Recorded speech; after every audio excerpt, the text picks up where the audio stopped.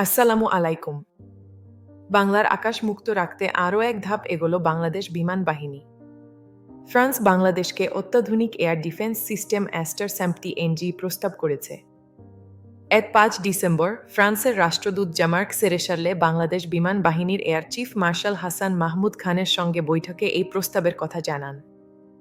Ester SAMP-TNG হল একটি উন্নত এয়ার ডিফেন্স সিস্টেম যা আকাশে আসা যেকোনো হুমকি আগেভাগেই শনাক্ত করে ধ্বংস করতে সক্ষম।